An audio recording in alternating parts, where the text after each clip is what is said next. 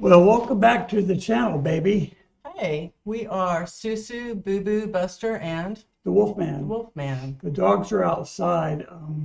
They've been in the crate all day. We had some massive thunderstorms here. Yeah, they didn't like that, so That- Buster just felt safer in the crate, and so did Boo. So Typical anyway. Midwest, this time of year. Mm-hmm. Yeah. So kind of tell us what we're doing today, Mom. Okay, well, first of all, welcome to Sabaton Wednesday. Wednesday. In fact, you know what? Yay. I have to get up and do a little dance. I can't help No. it. You Yes, look like I you're. do. No. You look like Sabaton Wednesday. Sabaton Wednesday. she needs. Sabaton Your. Wednesday. She needs her shots. So today, excuse me, I'm here, had to dance for a minute. We are doing a song and the History Channel first from The Price of a Mile, because you guys have asked us to watch the History Channel, maybe react to that. So we're going to start off with the History Channel and then listen to the song. There you go. So if you're ready, Mama, I'll get it going. I might need to dance some more. No. The people are dropping off. Our subscriptions have dropped off by a bunch. Sorry. There we go. Ready? Uh-huh. Joachim, what is the price of a mile? I'll tell you, Indy, in a while.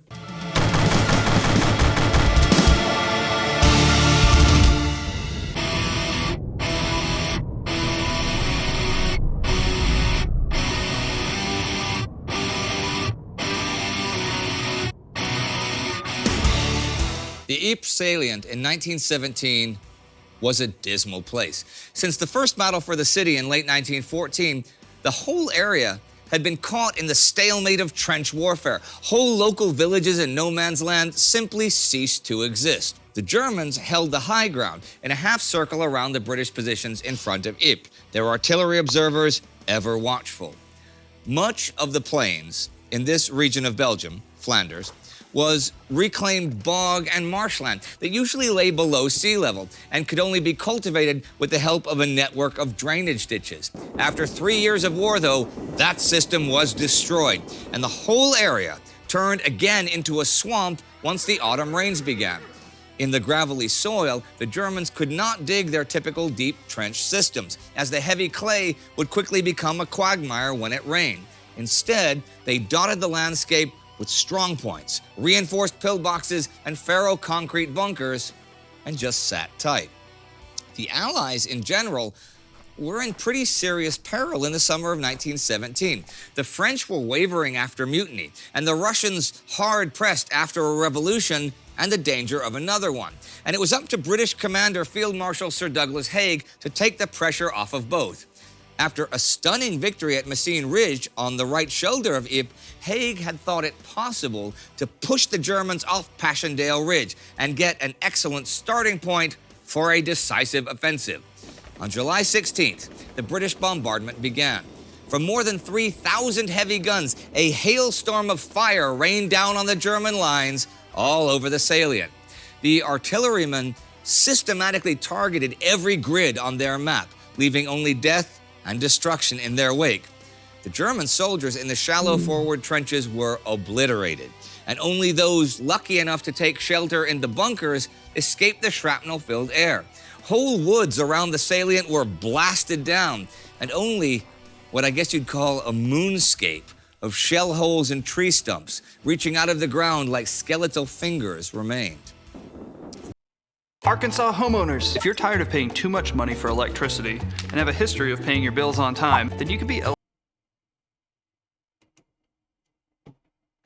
Then, after 2 weeks of bombardment, on July 31st, the advance began. But instead of a frenzied rush over the parapets, the attack slowed to a crawl. It was like trying to cross a freshly plowed field. The soldiers' boots got stuck in the dirt, slipping and stumbling through the bombed-out ground. It was slow and it was exhausting, as they carried 80 pounds of equipment each, with things like entrenching tools, grenades, and ammunition. Still, the first attack made rather promising headway towards Plickham Ridge and West Hook, capturing the first German lines. The men cleared the trenches and dugouts while capturing many miserable and shell-shocked German soldiers. British command judged from the first reports that a breakthrough might be imminent and that the capture of Passchendaele Ridge itself was to be within grasp. However, what they had conquered so far was really only a few forward positions and machine gun outposts. The Germans had abandoned the traditional system of trench lines and instead focused on a convoluted defense-in-depth system that went on for miles. So, as the British soldiers ventured on, they suddenly found themselves under well-directed fire from camouflage strongpoints, hidden pillboxes, and snipers. They had, in fact, just entered the kill zone. The first waves were mown down or found themselves soon isolated from the rest of their units. When the early days of August passed, the weather suddenly began to change. The sky darkened with clouds and a thick mist descended over the area. It began to rain, and not just a little, but a torrential downpour, and it did not stop for days. The steady downpour soaked the whole area. Every man and every gun was soon drenched, and the ground softened to an ugly quagmire of mud and clay. The swamp returned early this year. On the battlefield, all sense of direction was immediately lost. The terrain had changed so much that old maps, even recent maps, were useless. Between the skeletal woods and the gas-soaked shell holes, there was nothing on which to orientate yourself.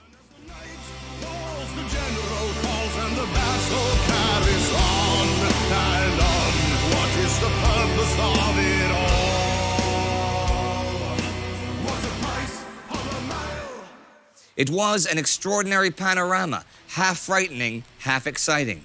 Everywhere, as far as you could see, there were spurts of earth from shells bursting, and bursts of shrapnel and high explosives, and men looking like ants in the distance. You couldn't speak. The gunfire was so terrific. But you don't really hear the explosions individually. You just see them going off like geysers shooting up in the air. As far as you could see in front of you and to either side, there was nothing but mud, mud, mud for miles, and just a few stumps of trees here and there, and all hell let loose all around you.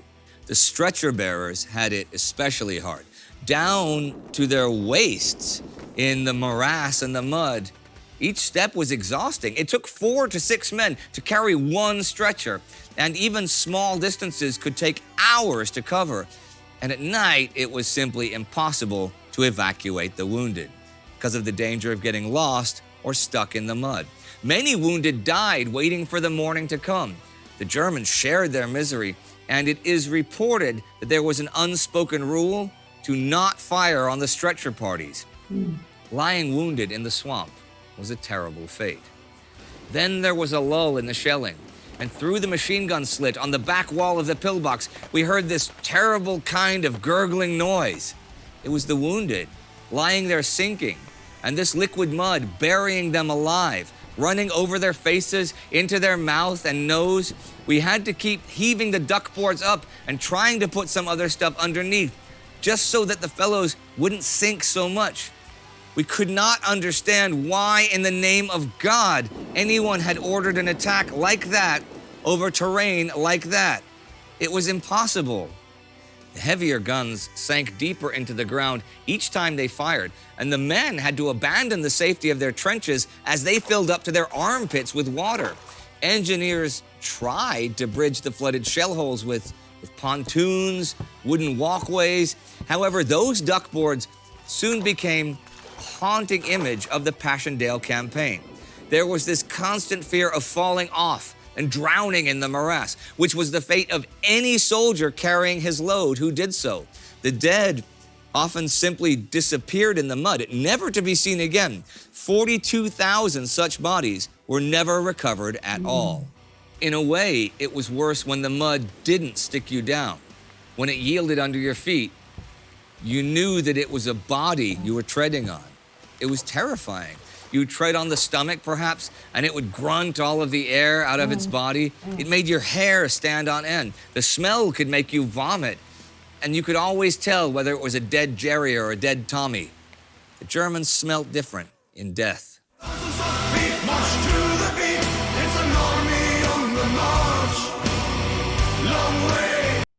Meet the handmade Serbian chef night Sorry, people guys. are calling a new inspiration for their love of cooking.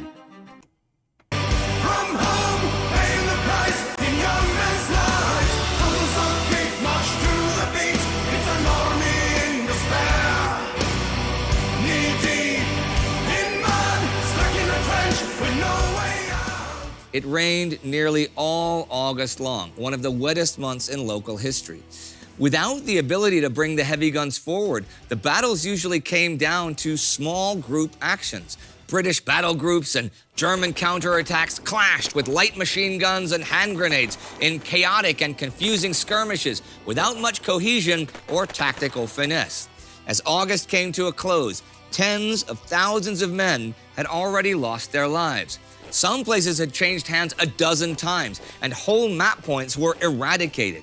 The British forces were exhausted, and it passed to the Australians, South Africans, and New Zealanders to slowly grind away at the German defenses, which were in turn manned by exhausted, tired, and dirty men for weeks on end. Everybody was miserable and filled with frustration. When elite units from the Anzacs met with the Prussian Guards, there were no prisoners taken. So far, more than 100,000 Allied casualties had paid for the advance of 3.5 miles. But they could not remain in the swamp. By winter, they had to push the Germans off the main ridge or pull back to their starting positions. But this could only be achieved by throwing more lives against the German defenses. The fighting for Zonnebeke and the Men Road had eventually turned the salient around. And by the end of September, it was the Germans who were getting surrounded. The new tactic by General Herbert Plumer to bite into the German defenses and hold limited objectives proved successful against German counterattacks. And with the weather clearing up, the heavy artillery could finally be brought up in support. But the German center was still strongly held. The British had no choice but to prepare for the final push, no matter the cost. By mid-October, and tens of thousands of more casualties later, there was only a small way to go to Passchendaele itself.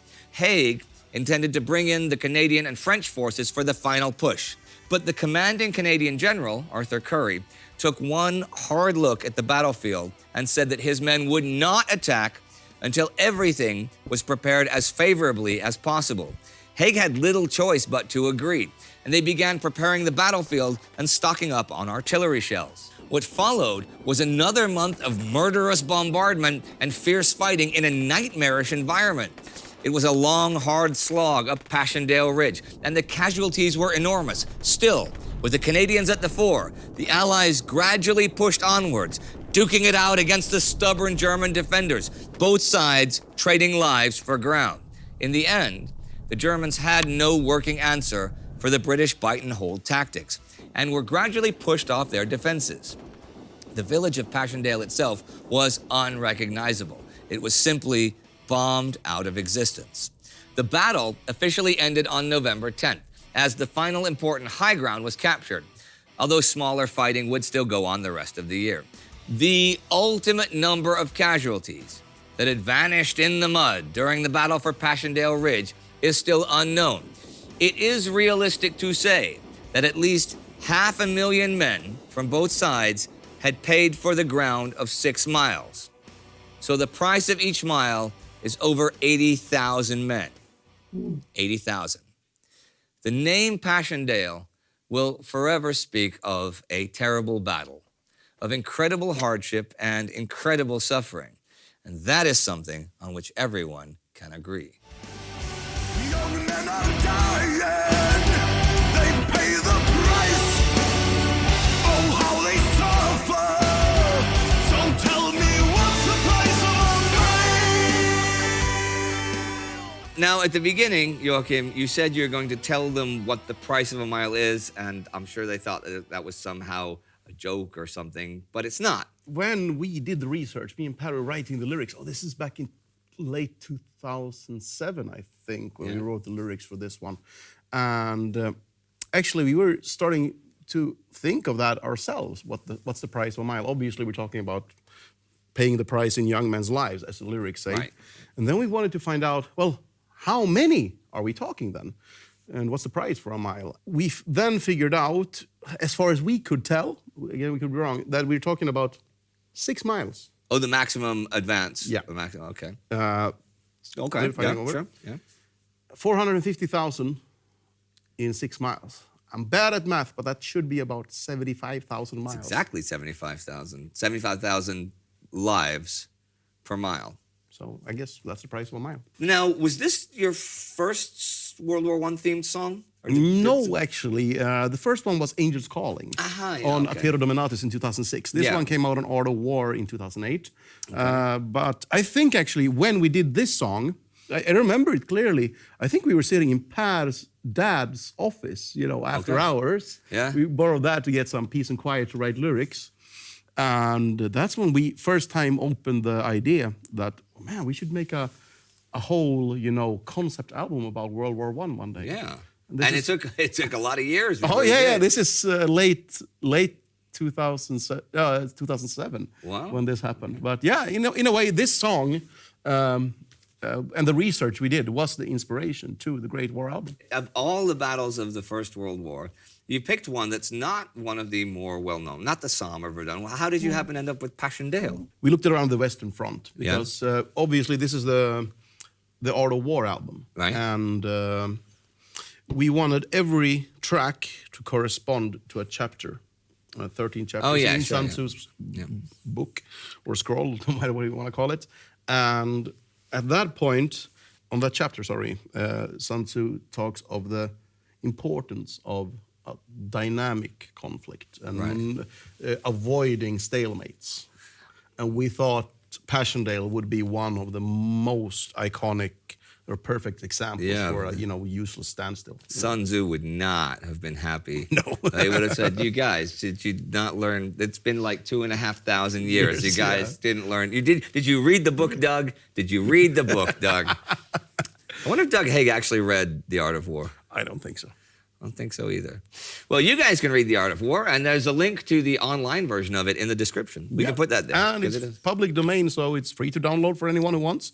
And it's a pretty short read and quite interesting. I would highly recommend it. But also interesting is to listen to the album The Art of War, song by song, and read the chapter about Sun and see how it relates to the Sabaton song about that chapter. Good idea. So that's your homework for now, but we will see you next week on Sabaton History. Yes, and there will be a test on the Art of War questions. There will? Yes. Okay. I just told them to. Yeah, I know, but I have to talk to Per because Per's hosting next week's episode, so I have to tell him he's got to check the. Oh yeah. There's gonna be a There's going to be a test on that. Per will be cool with that, I think. Yeah. Okay. We'll find out in the future on Sabaton History. Long way from home, paying the price in young men's lives. All right, everyone. Thank you very much for watching, and thank you so much for the support with the community. All the Patreons, everyone who's helping, sharing this. We really love doing this, and thanks to you, we can keep on doing it. So keep on doing what you do, and we will keep on doing what we do. Thank you.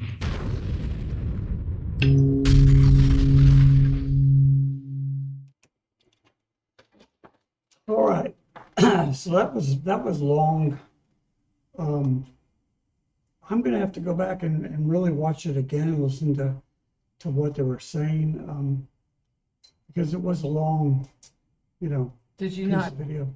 being a history major, did you know about this war? Because they said Yeah, it I knew wasn't about- very well I knew known. about the war. I didn't know necessarily about that battle. Because Right, yeah, like the they talked battle, about, I they mean. talked about the Battle of the Somme and some of the other more popular, More well-known battles. well-known battles, and not this one. So that's why I say I probably need to go back and read up a little bit more. But I will tell you, the images are disturbing. And for what I know about World War I, it was really the first mechanized war, right? So you come out of the 1800s, and all this armor and all tanks and things like that are really just start coming to the fore. I mean, you're seeing them in earlier battles in Europe, right? But the last battle that we had here was a Civil War, right? None of those things are really being used in the Civil War in 1865, right? And so between 1865 and when we got in the war, which is late, we got in at 1917, a lot of the armaments, just the way that guns were made, the grenades and different things that they had in World War I were really, really new. And that's one reason there were so many casualties, right? Was because there's all this new weaponry, right? So I just wanted to cry sometimes when I was terrible. watching that, and then terrible. just the conditions and drowning and dying in the mud and people having to step on you is just horrifying. But it is what it was. Yeah, that was a long time ago, but I'm afraid that we forget, right? Yeah. We continuously forget. Those who don't know their history are doomed to repeat it. Right. If you look at World War I, World War II is a direct extension of World War I. Really was. And all the destruction they did in Europe in World War I, they completed in World War II. Right. So, All right. yeah, so I'm going to watch this again myself. If you have any questions about this, and we always like to, if we can, sign up with a question. And but we're gonna listen to the song now. yeah, but I want to do one about this real quick. Oh, sure. But my question would be, have you had any ancestors or any people in your family that ever served in war? And what, if so, what war and what you know of, and did they come back alive? You know, whatever happened, just I'd really like to know the answer to that. We have lots of subscribers now and lots of people that comment, and I would just like to know if you had anybody in your family, whether they're long past, or whether it's fairly recently. I'd like to know if you had anybody in your family that served in the military, and of course also served in the war. Okay, well listen, we'll be right back with the video. I'm going to stop this and we'll come right back with the video. Okay.